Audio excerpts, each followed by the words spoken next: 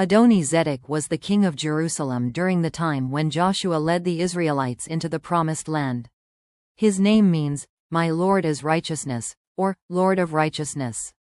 Biblical account: Alliance against Gibeon. After hearing about Joshua's conquests of Jericho and Ai and learning that the Gibeonites had made peace with Israel, Adoni-zedek became alarmed.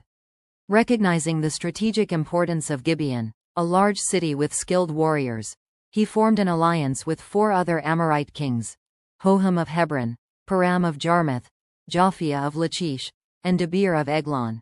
Joshua chapter 10 verses 1-5. Battle at Gibeon. The coalition attacked Gibeon to punish it for allying with Israel. The Gibeonites sent an urgent plea to Joshua for assistance. Responding promptly, Joshua led a forced overnight march from Gilgal to Gibeon. Joshua chapter 10 verses 6-9. Divine intervention. Jehovah intervened in the battle, throwing the Amorite armies into confusion. As they fled, Jehovah caused large hailstones to fall from the sky, killing more soldiers than the Israelites did with the sword. Additionally, Joshua prayed for the sun and moon to stand still to prolong the daylight, allowing Israel to secure a complete victory. Joshua chapter 10 verses 10-14. Defeat and execution of the kings. The 5 kings, including Adoni-zedek, fled and hid in a cave at Makkedah. Joshua ordered the cave's entrance to be sealed until the battle was over. Later, the kings were brought out, humiliated by having Israelite commanders place their feet on the kings' necks, a symbolic act demonstrating their complete subjugation, and then executed.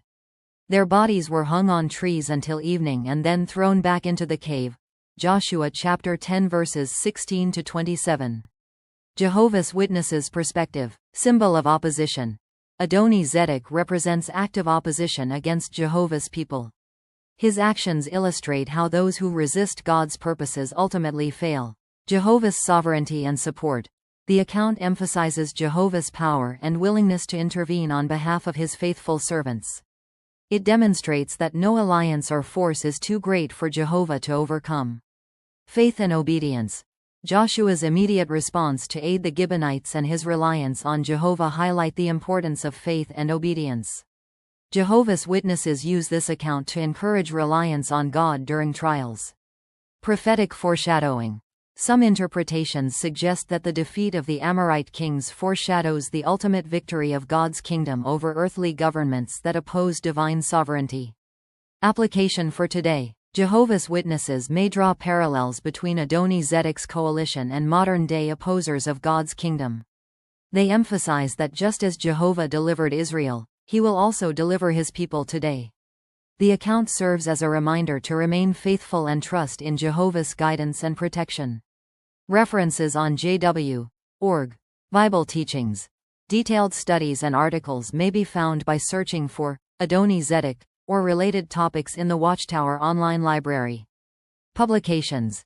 Insightful discussions are available in publications like Insight on the Scriptures, which provides historical and spiritual context to biblical figures and events. For a more in-depth understanding, you can visit jw.org and use the search feature to find articles and publications that discuss Adoni-zedek and the lessons derived from his encounter with Joshua and the Israelites.